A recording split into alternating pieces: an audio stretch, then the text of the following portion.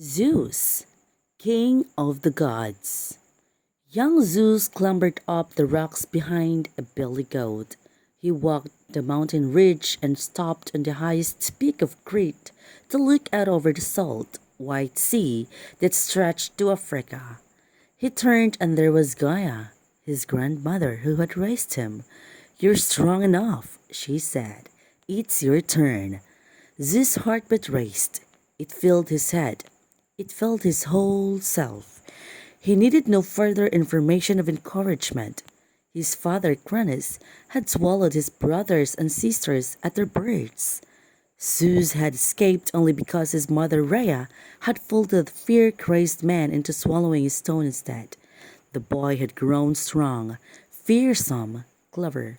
He now went quickly to meet his father for the first time. He was primed for this, armed. This was the moment of defeat, of victory. Yet his nerves were steady. He felt strangely elated. While Zeus journeyed, Gaia reached out to Cronus and groaned in rocking stones that penetrated in the deep way only the mother's voice can. The suggestion was too powerful. Cronus doubled over. The stone and children within spewed forth from his mouth, landing at the feet of the newly arrived Zeus. The 5 older children of Cronus, Hestia, Poseidon, Hades, Demeter, and Hera, aligned themselves with Zeus against their father. What else could he do? Zeus meant freedom, a delicious new idea. But Cronus had brothers and sisters too. He called the Titans to his side. War began and continued, as wars will do. For 10 years the battle scorched the earth, smote the skies, sullied the waters, bitter as bile.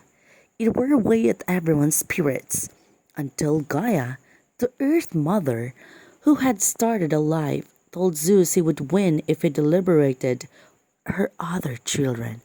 His misshapen uncles and his one-eyed uncles that Cronus had cast into Tartarus, the underworld. Zeus never wasted a moment on second thoughts.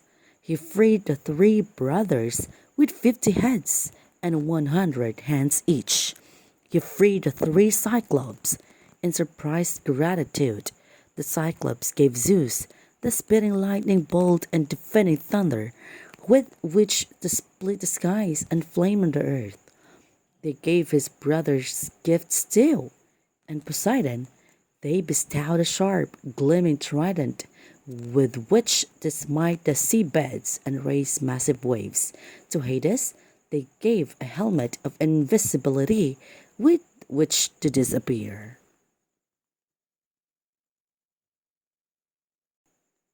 These 100-handed and one-eyed brothers fought beside their nieces and nephews, all against the Titans, and the nephews let loose with their newly gained ferocity. No longer was the battle simply hurling rocks and spears and crushing the enemy with axes. Oh no! Zeus hurled bolts, burned the forest, and left them smoldering. He cast flames till the hot seas boiled and parts of the earth melted. Poseidon shook the earth, so rivers crashed through their sidewalls. Hades raced unseen among all, stopping, smashing, miming. As Zeus saw it, the war amounted to old against young, and the young gods won, as they had too. That is the nature of things. By the end of the war, both sets of gods fought from the mountain tops, the Titans from Mount Othrys, the young gods from Mount Olympus. So after the war, the young gods were known as the Olympians. Zeus had the Titans sailed in the Tartarus with the 100 ones as guards. Gaia flummoxed. What was the point of locking away the Titans? Why did Zeus have to be vengeful as his father?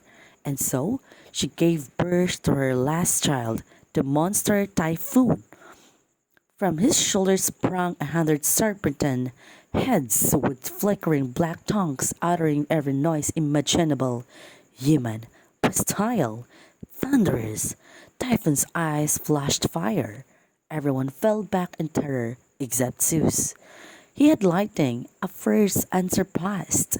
He burned off Typhoon's heads and banished him to become wild winds that cursed sailors and the high seas. Zeus was the undisputed king. The Olympian brothers divided up rulership of the universe. Poseidon took the seas, Hades the underworld, Zeus everything else. The division wasn't equal, and the Olympian sisters were left entirely. But that was typical of Zeus. He was brought up to believe he was entitled.